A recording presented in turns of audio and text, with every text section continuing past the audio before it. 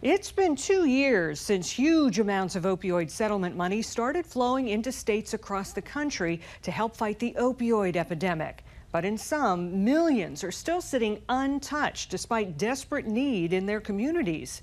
Spotlight on America investigates what's taking so long to get these dollars out when more than 100,000 people nationwide are still dying every year of overdoses.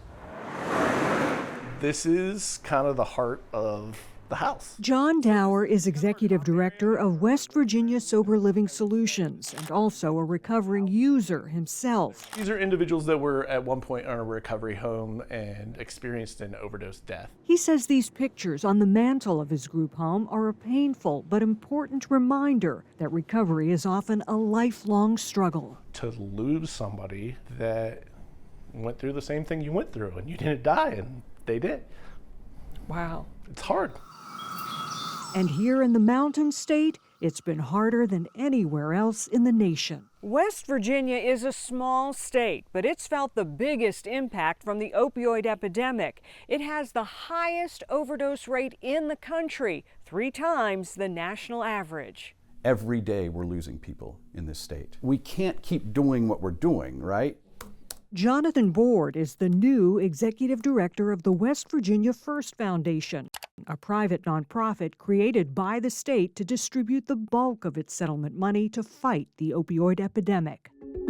Nationwide, the overdose rate is going down slightly, but in West Virginia, it's up, with more than 1,500 people dying of overdoses in the state last year alone. We've got to change this trend. Despite that, the foundation has yet to distribute any settlement funds, nearly $250 million in the bank so far.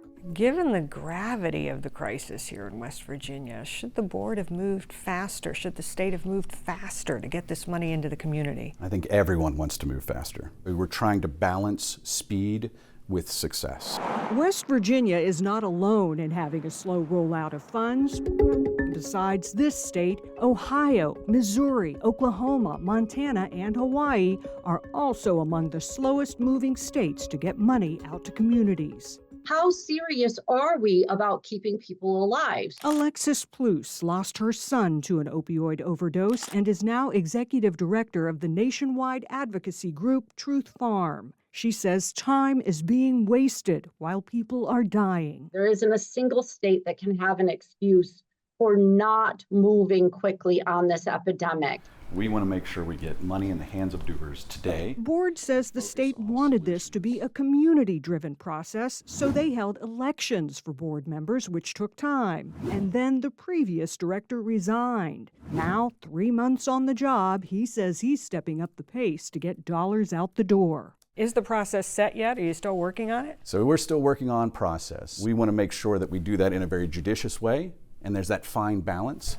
And then there's naloxone inside of it. Back at the sober living home, Dower showed us opioid overdose medication kits. Besides his job here, he's also a West Virginia First board member who fought to be elected to represent people who have lived experience with substance use. Do you feel the pressure of the crisis? I feel pressure every day, all day long. But he also defends a cautious approach to spending the money. We want to make sure that those X number of millions of dollars turn into less opioid use or more people in recovery, and not just we spent the money and the money spent and now we have nothing to show for it. It's a tall task in this state known for its breathtaking beauty and label as the epicenter of the nation's opioid crisis. Board says failure is not an option. We have to save our families. We have to save our communities.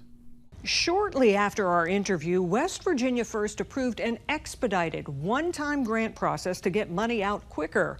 Grant applications just opened for a streamlined review process in areas deemed to be in greatest need, like recovery housing and youth drug prevention. They're still working on a more robust process moving forward, but Board says they hope to at least get some money out by the end of the year.